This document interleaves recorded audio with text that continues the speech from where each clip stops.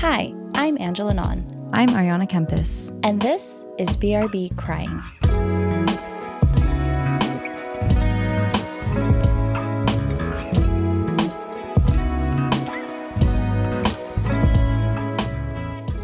Hello, everyone. Welcome back to BRB Crying. I'm Ariana, also known as Arns. And I'm Nins, also known as Ange.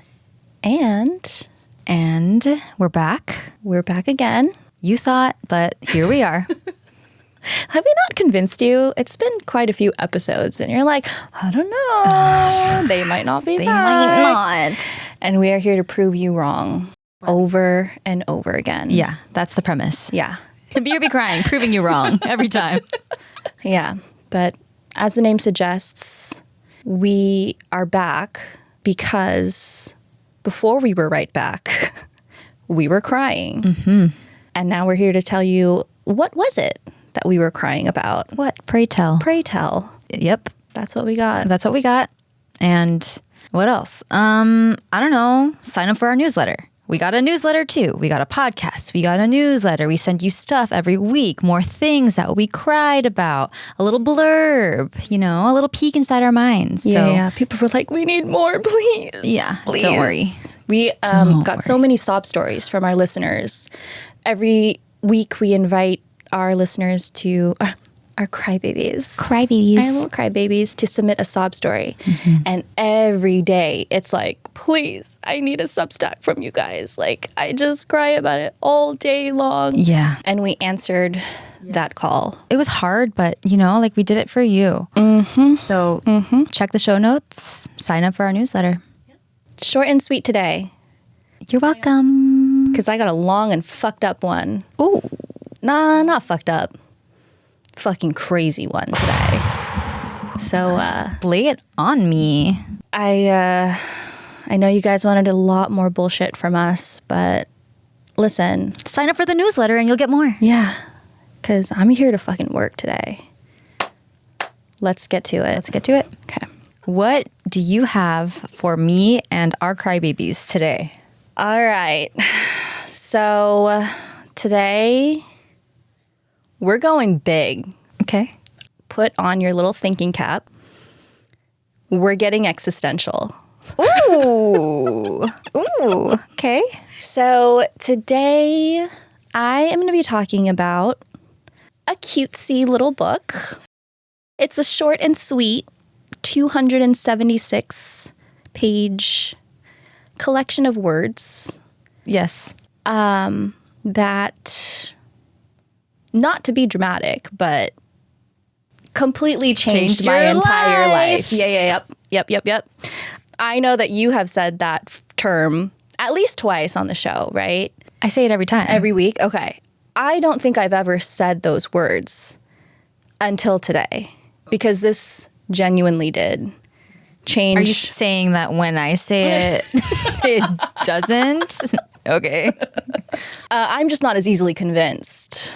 This book, I can say with confidence, has truly altered my perception of the world, my purpose in life, how I looked at loved ones, everything. Ghosts, aliens, like the shit has it all. A sci-fi novel. I wouldn't put fiction under here. Oh, okay. Okay, so this book is called... Journey of Souls, Case Studies of Life Between Lives by Dr. Michael Newton, Ph. motherfucking D. Okay? So, as the title suggests, this book is a collection of case studies that Dr. Newton gathered over his 40 years of work as a psychologist and hypnotherapist, where his specialty lied in past life regressions. And more specifically, what happens to the soul between one reincarnation and the next. After meeting with thousands and thousands of patients under hypnosis, he realized that they were all alluding to a structure and a system about the afterlife. And they were all saying the same thing. And this book captures those findings. Again, I'm talking crazy fucking shit today, okay? Like fascinating shit. And I will break this down for you as best I can. There's no way that I'm going to be able to cover everything in this book, but there were some pretty mind-blowing revelations for me personally that I think definitely warrant a spotlight on our show. And I'm going to get fucking to it. Fuck me up. You know what I mean? Fuck me up. Okay. But with that said, I was thinking about what my cry level of this book was going to be. And even though there genuinely were excerpts in this book that did make me teary-eyed, I almost don't want to even give it a cry level because I feel like that cheapens the overall impact that this book had on my entire being, right? So that is my preamble. And we're going to start it off like we always fucking do. Context. Okay. Pew, pew, pew. All right. So the author, Dr. Michael Newton, was born in 1931 in Los Angeles, California. And after getting his doctorate in counseling psychology, he really just fucking put his whole ass into psychology. Like it was his entire career. He, in addition to having his own practice where he met with patients, he was part of the American Counseling Association. He taught psychology in various universities. He became a certified master hypnotherapist and then even worked as a behavioral counselor and group therapy director for his local community mental health center. And as you can probably deduce from his background, very committed to the traditionally scientific approach to his work and study of the mind. So as a psychologist and counselor, he specialized in behavior modification. So things like pain management, mood disorders, addiction behaviors, and his work involved a lot of short-term cognitive restructuring. And hypnotherapy was one of the techniques that he used. I'm not going to fucking pretend like I know how hypnotherapy works. I don't fucking know. But what I can do is Google the definition. Yeah. You know what I mean? Oh, yeah. Resourceful. So hypnosis is a type of therapy that brings patients to a trance-like state of deep relaxation and focus, so much so that their mind's mental blocks are temporarily disabled, and then the patient can unlock hidden thoughts and emotions and memories. And so for a majority of Dr. Newton's life, he was very much a skeptic, a staunch atheist, and really dismissive of any sort of metaphysical or unorthodox way of approaching clinical psychology. He was like, I don't fuck with any woo-woo shit. Like, I'm a man of science, babe. Interesting. You know what I mean? He wasn't a believer. But the nurse was like, watch this. And actually, for a really long time, he refused to do past life regressions. He was like, the fuck is that? Like, there's no proof that this is real. Like, he didn't believe it. But then, of course, all of that changed when he had a client come into his office complaining of lifelong pain on his right side. And this patient had gone to several doctors, ran several tests, and nothing was conclusive about where this pain was coming from, why he was feeling it. And of course, the doctors are like, it's probably in your head. So he was like, okay, fine. Like, this is my last resort. I literally cannot function. This pain is so severe. I can't live normally. So he went to Dr. Newton, and Dr. Newton put him under hypnosis. And Dr. Newton's like peeking through his brain, like, okay, let's look at your childhood. Maybe you have some trauma in your childhood that you just don't remember. Can't find anything there. And he's like, is there anything that you don't remember like maybe a violent episode where you had amnesia or something? Nothing's there. And so Dr. Noon's like, okay, why don't I change my question? And instead he asks, take me to the very first moment that you started experiencing this pain. And all of a sudden, this patient starts describing being killed by a bayonet that was shot on his right side when he served as a soldier during World War I. So Dr. Newton was like, what? Like, past life regression? Like, someone cooked, okay? Mm-hmm. So he's like, okay, fine. I see the benefit. It's kind of cool. So he starts incorporating past life regression into his practice. And as he's doing this, he realizes that every single patient that he meets with has had hundreds of past lives spanning centuries. And he's like, what the fuck? Like, this is crazy. This is crazy that they're all able to describe things that they wouldn't necessarily know. And to make things even more fascinating, he noticed that as people were describing their different lives, all of these lives had very similar themes. So, for example, there were many lives where no matter what kind of person they were, they always struggled with abusing power, or there was always a toxic parent-child relationship. He's like, dude, something's fucking up. What's going on here? And it didn't click to him until he had another patient who came in who was complaining about just being chronically lonely, just feeling like there was no one in this world that they could connect with. And so Dr. Nguyen puts this person under hypnosis, and she starts talking about how she misses her friends in her permanent home. And he's like, what the fuck are you talking about? Like, what do you mean your permanent home? Like your childhood home in one of your lives? And she's like, no, my permanent home in the spirit world. And he's like, dude, like I don't know where the fuck this is going. Mm-hmm. But it basically opens up this gateway for him. And he's like, holy shit, the power of hypnosis not only allows people to access the memories of their past lives, but they can actually access the time between their lives when they're in a spiritual world. And again, after a 40-year-long career where he has had thousands and thousands and thousands of patients all under hypnosis from all over the world, they don't know each other. They don't know what's happening in these confidential appointments. Dr. Noonan's like, dude, they're all fucking saying the same thing. Like, how is this possible? And he basically wrote it all down in this book.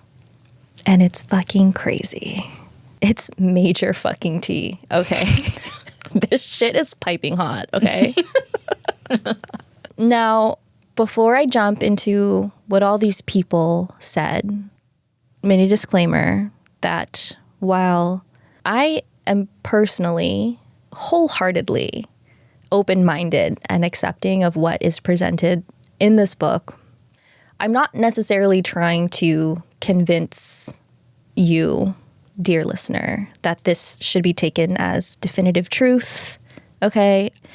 I just think that this book very much opened my mind to the possibilities of what could be.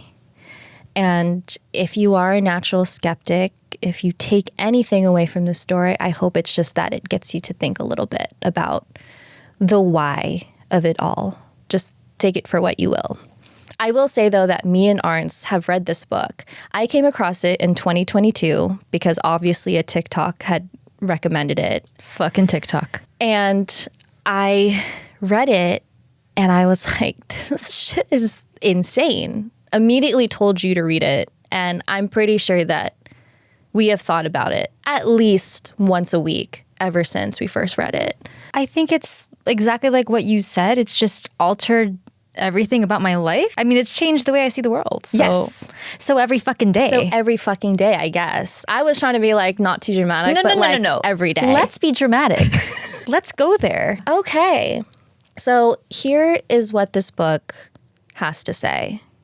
And that is every single sentient being has a soul, which is a concentrated, massive energy that can transcend any dimension or astral plane and can reside in a living body throughout that body's life.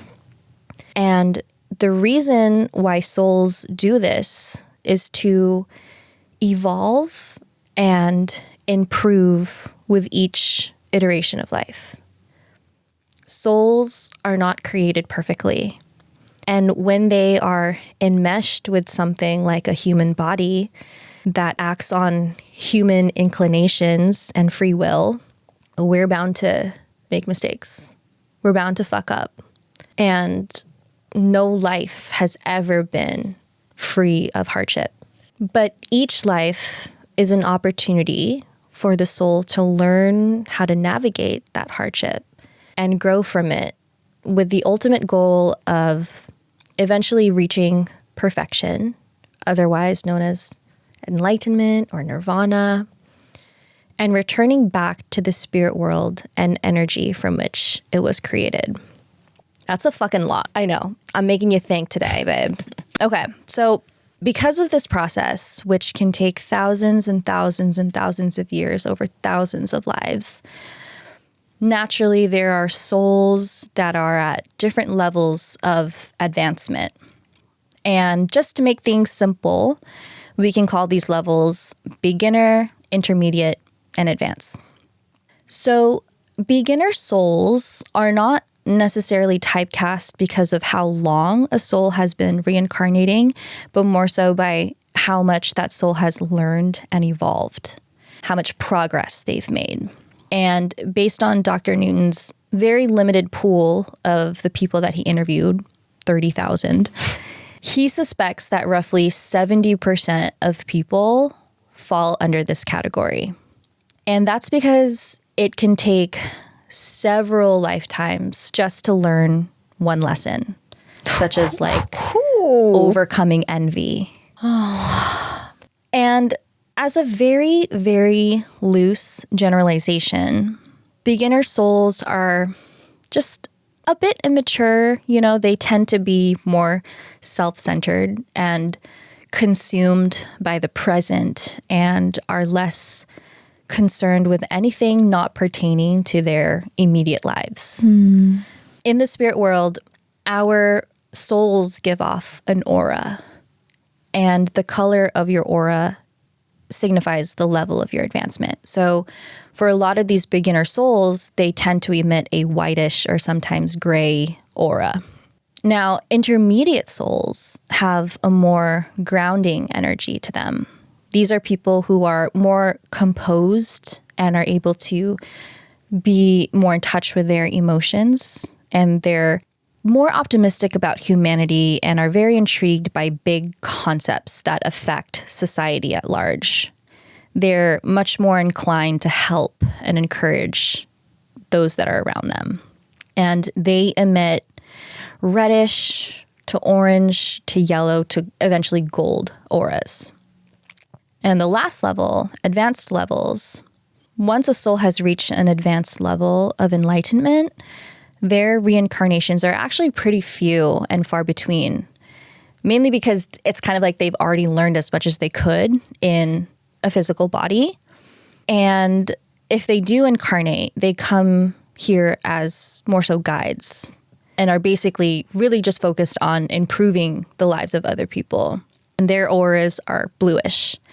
And that blue hue intensifies into a deeper color the more advanced they are.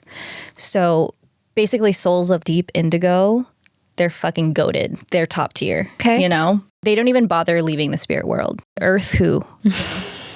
So like I said, beginner and intermediate souls make up the majority of the population on Earth. And their goal in each lifetime is to learn some lesson or fulfill some purpose. And each life is a test, essentially. So what happens once that life comes to an end? Once you turn in your little test. And I think we've all heard the accounts of people who have had near-death experiences, right? And to be honest, it still pretty much holds, which is that after we die, our soul separates from our physical bodies and we're pulled towards a tunnel of bright light. And sometimes this transition from a physical being back into a spirit can be really jarring for some souls, especially if they have experienced like a sudden or violent death or have died really young and they kind of just feel like, oh, I'm not done yet. So it can actually take a really long time before they decide to enter that light. Time to them in the spirit world obviously doesn't pass the way it does here. So they may not feel, 40 days, but that's what it could be here on Earth. And then those souls that are like, dude, literally, fuck that, I'm not going. Ghosts. Mm-hmm. So for the average soul that does enter this light, which is essentially a portal from this physical world into the spiritual world, there is a cutesy little welcome party for them. Aww. Once they enter. Mm-hmm. Cake, balloons. And the people at this party are this person's loved ones. People that have known them in that life, that give them comfort and love and let them know that, hey, you're safe, you're okay. And the setting of that party is unique to whatever that soul wants, whatever would calm them. A beach, a field of flowers. It's really up to that person. Now, after this little party, we then meet with our spirit guides. We talked a lot on this pod about the good old trusty spirit guide. Mm-hmm. And essentially, every single soul since its inception is assigned a spirit guide. And this is basically another soul that is far more advanced than us, has been around way longer than we have. And they basically watch over us through every single reincarnation and serve as our main teachers in the spirit world and in the physical one. In our lifetimes, guides show us signs, they lead us to the right choices, and cloak us in their comfort when we're going through hard things. And after we enter the spirit world and have our party, we meet with this guide and we basically debrief over the last life that we had lived. How did we do? Did we stay committed to our lessons? Are there still things that we need to work on? And even though this may sound like, oh, Judgment Day, like, oh my God, did I fail the test? Every patient that Dr. Newton had interviewed describes this conversation as like one of healing. It's kind of like when you're lost in the mall and you can't find your parents and then you finally see them and they just hug you. And it's like, oh, okay, I'm back with someone who will protect me. And they never treat us with anger or disappointment. It's just these pure spirits that are solely focused on our development. And I don't know, I just love the concept of a guide. Oh, yeah. That there is an entity out there that is perfectly matched to guide us and accompany us on this seemingly never-ending journey. So after this little debrief, we then go to our quote-unquote permanent home in the spirit world. And I'm not going to spend too much time describing it because it's really hard to visualize, mainly because human language is so limited in the words that we could use to describe what the spirit world looks like. But essentially, the duration of our time in the spirit world is still dedicated to evolving and spending a lot of time thinking about our past lives and what we did really well, things that we still need to focus on, and really just better prepare ourselves for the next test. And again, like I said, this is all done in kind of like our permanent home where our souls also just kind of chill and hang out. And they also spend time with our fellow soulmates. And this is another one of the part of the books that is really like, I just love it so much. So the concept of a soulmate is different from our traditional sense of a soulmate where, you know, you find your perfect match and you love that person for your whole life and in every reincarnation, blah, blah, blah. But essentially, our soulmates are actually a group of souls that have been with us since our creation, created together. And it can be a group of 5, 10, sometimes 20 like-minded souls that are on similar levels of advancement. And these members are united for all of eternity and will always choose lives together over and over again, playing several different characters in each one. So yes, they can take the form of spouses, but they can also be siblings in another life, or a teacher in the next one, or maybe they're two best friends who decided to start a Started a fucking podcast. Oh my God, how funny. Regardless of their relation to us, one thing is always true, which is that these souls have the greatest impact on our lives. And it doesn't necessarily matter how long these souls are in our lives, but our paths would not be the same had they not been there at all. And basically, we work together with our soulmates and each reincarnation to help us evolve as a team. Love you, soulmates. I have no idea how long I've been fucking talking, but let me just share one last thing. Okay. So to review, our soul's whole purpose, again, is to continue on this path of self-improvement. We do this by reincarnating into several different lives and working with our guides and soulmates to analyze and learn from each experience. And after that period of us living that life and then dwelling on it in the spirit world, which can be 20, 50, 100 years, there comes a point where we feel compelled to try again. We will want to take on a new life. And as it's revealed in this book, we actually have a say in what our next journey will be. We have a choice. We can decide what we'll look like.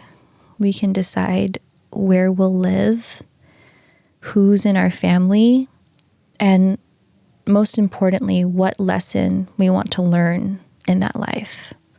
None of it is by accident.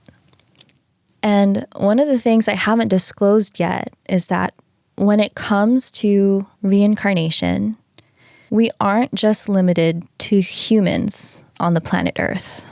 There are actually thousands of galaxies with planets that are home to sentient beings. And we have the option to pick those bodies to inhabit. We're getting fucking crazy. Aliens have entered the chat, okay? But sometimes these worlds can be almost easy. Like the development of these beings and the environment in which they live isn't super complex. So our souls are limited in how much they're able to develop while embodying them.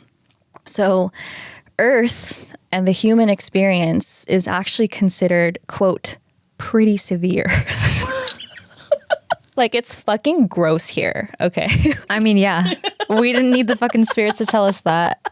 Yeah. So those souls that are drawn to life as humans on Earth are almost considered adventurous, down for the challenge. That's all of you, listeners. Wow. They want to progress. They want to learn. And this is the accelerated way to do it, I fucking guess. So I want to wrap up this story with an excerpt from this book, one of the case studies that he shares. And in this particular case study, Dr. Noonan is asking this person under hypnosis about his decision to pick a life on Earth. Apparently, we all have spirit names. This particular patient's name is Nentham. So you'll hear Dr. Newton call him Nentham. Okay. And I'm actually going to role play it with you, Arns. I printed out the script. Yes. So I'm going to have you read Dr. N. Should I use like an accent or like... We're so good at accents. Should I do a New York accent? Well, he's from Los Angeles, so... Oh, I can do that. All right. All right. Here we go. I want you to answer this next question carefully for me. When you acquired your particular identity as a soul, did that automatically mean you were slated for Earth incarnations in human form? Not specifically, no. Planets don't last forever. In your beginnings, Nentham, were you given the opportunity to choose other planetary hosts besides humans on Earth? As a new soul, the guides assist on those selections. I was drawn to human beings. Were you given other choices? Yes, but it's not very clear at the moment. They usually start you on an easy world or two, without much to do. Then I was offered services on this severe planet. Earth is considered severe? Yes. On some worlds, you must overcome physical discomforts, even suffering. Others lean toward mental contests. Earth has both. We get kudos for doing well on the hard ones. We are called the adventurous ones by those who don't travel much.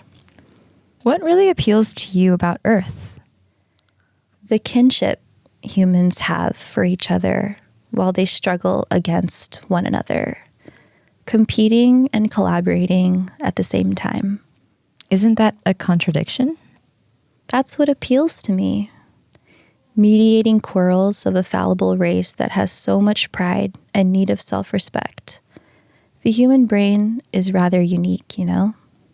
How? Humans are egocentric but vulnerable. They can make their character mean and yet have a great capacity for kindness. There is weak and courageous behavior on Earth. It's always a push me, pull you tug of war going on with human values. This diversity suits my soul. What are some of the other things about human hosts that might appeal to the souls who are sent to Earth? Those of us developing on Earth have a sanction to help humans know of the infinite beyond their life and to assist them in expressing true benevolence through their passion. Having a passion to fight for life, that is what is so worthwhile about humanity. So, yeah, that is the one page in this whole book that actually made me cry. I was tearing up while we were reading this. Yeah, because it's very true that being a human is really fucking hard. But it's also so beautiful too. And how can we appreciate that without having it hurt a little bit? So again, I know that I just really skimmed the surface of this book. And there are so many other really interesting revelations and anecdotes that this book unlocks. And if this interests you at all, like, oh my God, please read this book. I promise that you will be changed in some way or other. And even if there comes a time when we die and we find out that none of this is accurate or everything is true, I think regardless, in this moment in time, we can still appreciate the life that we're currently living. The people that make it worthwhile, the lessons that have shaped us into who we are. And I don't know, maybe there is a beautiful and wonderful, incredible purpose to it all. I just, yeah. Yeah, this book changed my fucking life. But I love what you said at the beginning, that even if you don't believe, even if you don't believe in this, even if you read it and you still don't believe in it, I think that there's still something to be said about opening our minds just to the possibility that there is a point to all of this suffering. Yeah. And the idea of having spirit guides makes maybe that suffering less lonely. Spirit guides and soulmates. Yeah. Yeah. What a wonderful thing. What a wonderful thing. Yeah. So one of the anecdotes in this book was that, like, right before you start your new life, you and your soulmates kind of work out a plan. Like, okay, I'm going to meet you here and I'm going to wear this perfume and you're going to like that perfume and that's going to trigger you to remember me, remember my soul and want to talk to me. Or you're going to hear the sound of my laugh and you'll be drawn to it. I just love those little things about every single person that we love so dearly in this life or is meaningful to us in some way. There was an encounter, a time where we didn't know them yet. And that meeting was planned way before we even got here. Yeah. Sick fucking book. Read the fucking book. I don't know what the fuck. Thank you for covering that. I know that was a big one. Mm-hmm. I felt like such a fucking academic. Yeah. I was like reading there, annotating it, fucking writing notes and shit. You are an academic. You know what I mean? Yeah. Then I sat down and I wrote this fucking thesis about it. Oh, God. Yeah. Master in BS. Oh, BS. That is what the BS. Master in BS. A BS in BS? A BS in BS. I'm a little above that though. Master, you know? Yeah. Yeah.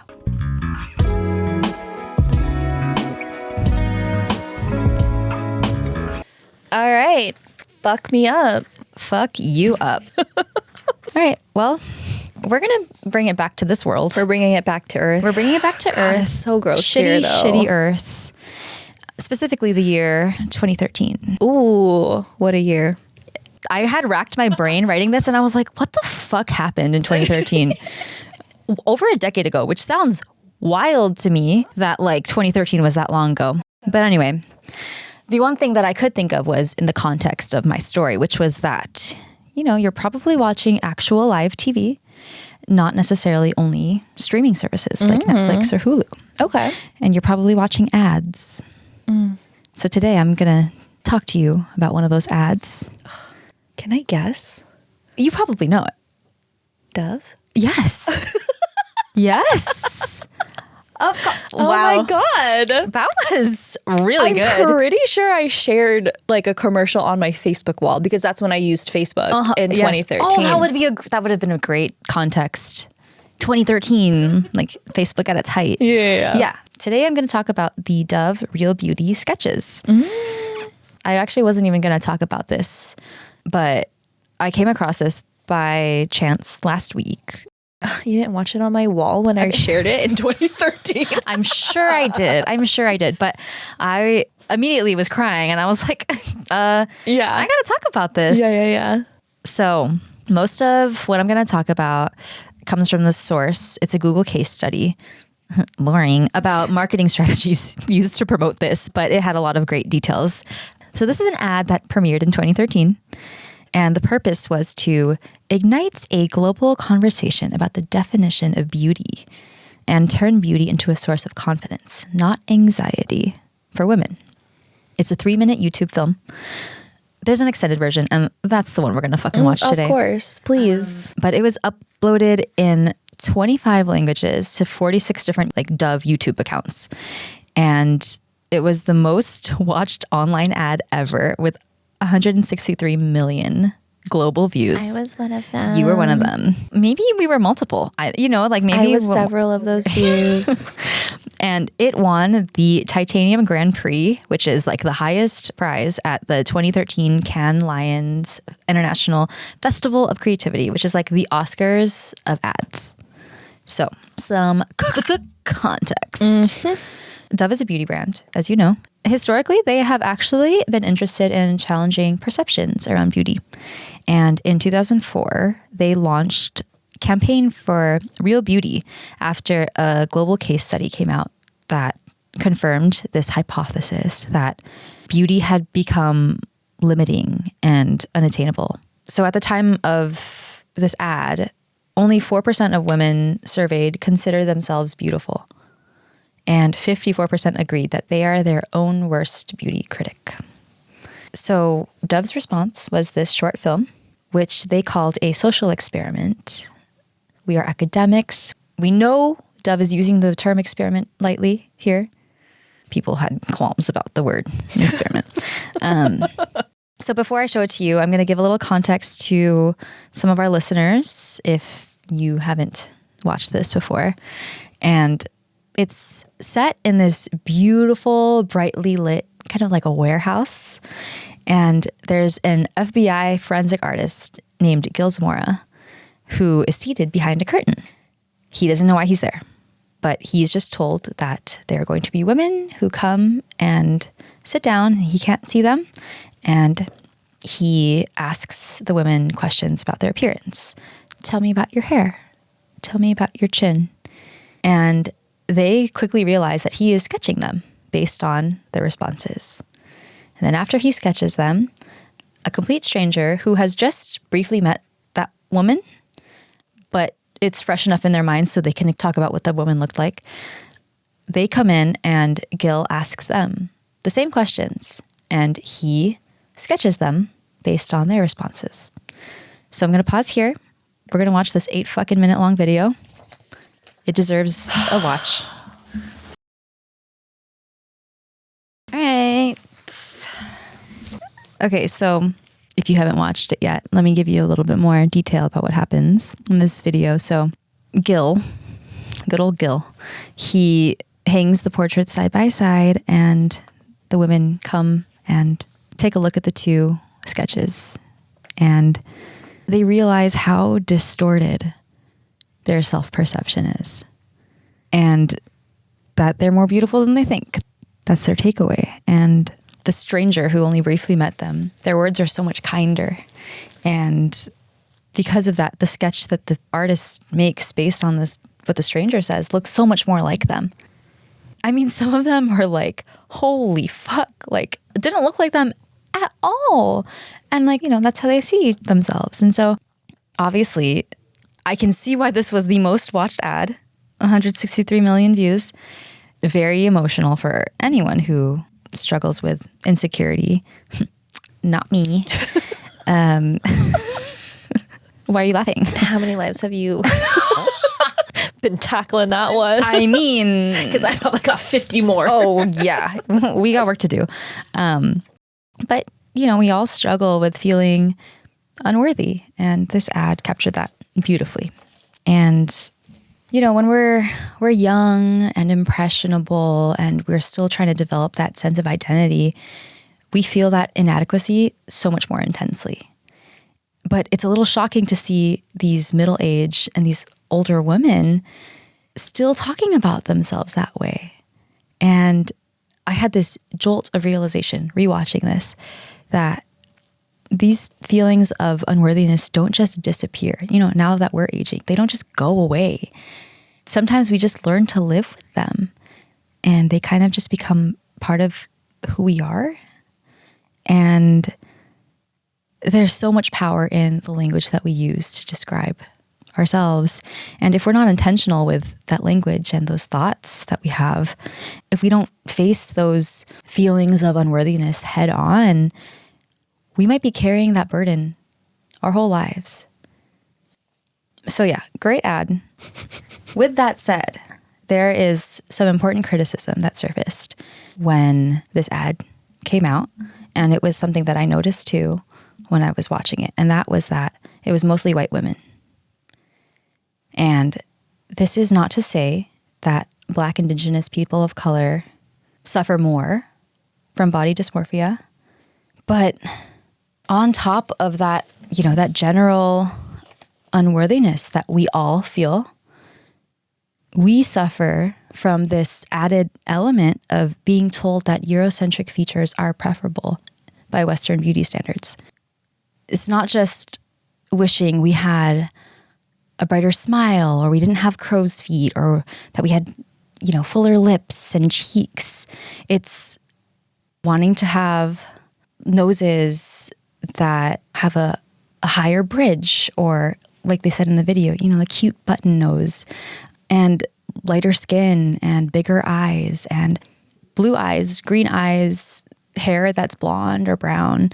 And these thoughts are just such a rejection of our culture and like our entire being. And I remember being so proud when people would tell me how light-skinned they thought I was, when they would tell me, your last name doesn't sound Filipino. That's so cool. Or, what are you? You're so ethnically ambiguous. Like, I can't even tell you're Filipino. I would be like, wow, like, that's so cool. And like, that was me essentially celebrating the fact that my people were colonized and that they were oppressed. And that was me being like, yeah, it did not even occur to me. And when I think back on it, I thought it was self-love and confidence and thinking that I'm special, but it was the opposite. And I could be angry about the way that I used to feel that shame. But mostly, I just mourn the fact that that part of my girlhood even happened. And I mourn the fact that I was in this little brown body with my jet black hair and my jet black eyes, and I just wanted to look like anyone but that. And there is no world in which I would ever tell my daughter that she is not perfect the way she is, that her brown skin isn't perfect and her black hair isn't perfect. And it just breaks my heart that these beautiful, perfect babies are one day going to feel inadequate. And it also breaks my heart that we were once those beautiful, perfect babies. And that inner child still feels that way if we don't confront it. I mean, I'm grateful now to be at this point where I look in the mirror and I genuinely do not want to look like anyone else. Because I spent a good amount of my childhood and my young adulthood feeling that way.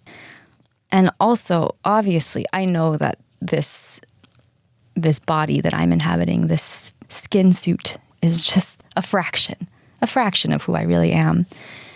But even as I've done all this work to decolonize my beauty standards and be gentle with myself, there are still days where I slip into that negative self-talk. And it's scary how easily I can drop back in there, how easily the thoughts come to me. It's so much easier said than done to show ourselves that grace and that kindness. But I had a realization a few months ago when I was going through all my childhood traumas, when I was doing all that shadow work, I realized that there are so many people out there who are going to tell you that you are not enough.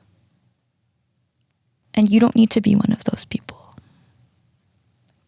You don't need to add to that. Someone's got to root for you. You know, you might as well be that person. So, yeah, I think I just wanted to talk about it because this whole layer of what we face on top of everything else, I don't think it occurred to me the first time I watched it, but the second time it just hit a little bit different, knowing how heavy all of it still sometimes sits with me, and that I have this daughter now. If I'm not tackling those issues of unworthiness head on, like I am parenting and leading by example, you know? Yeah. It's interesting because the one Asian girl on that whole video doesn't even get any, like, she's in No it dialogue. for 5 seconds, no dialogue, doesn't even look at her picture. But like, I'm still in that habit of thinking like, oh yeah, but Asians don't really get represented in media. So Yeah. I mean, it's just, that's how it's been. Yeah. Well, here we are changing that. Right. Again, yeah, like how much more complex it is to not only feel inadequate, but then to also feel erased or ignored on top of it all. Dude, Earth is gross, bro. It's fucking But you know what? I was gross. thinking, you know how I fucking need to tie our stories together. Oh, yeah. I was thinking when you were talking and telling your story, you specifically said, we choose the bodies that we're in. And I'm sure this is part of my grand journey. It's funny because this book describes that when we are in that point of life selection, where we're picking the life, we're picking the city that we live in and the body and how we look, every soul is so excited. They are really, really hopeful and are so satisfied with their decisions. But when we're born, you can't be given the answer key when you're taking the test. So you have to forget. And how quickly we forget how much we were looking forward to living that life in that body. Yeah, when I think about even just in this lifetime, looking at those magazines, and I don't know if you had that same experience, like I would just be like, God, I just want to look like them. You know, it's strange because I remember you telling me this even when we were little girls. And I was like, really? You? Like, in my mind, I was like, you think that? I think you're so beautiful. Like, how could you want to not look like yourself? You know? Yeah. I think it's helpful that in the media now, there's so much more of this collective reclaiming. Mm-hmm. It's kind of like the confidence is infectious. Yes. Holy shit, she loves herself. I want to love myself. Yeah. Well, I think it's definitely something my soul has had to grapple with. Mm-hmm. I'll see you in the next one when we're still finding the same shit. Yep.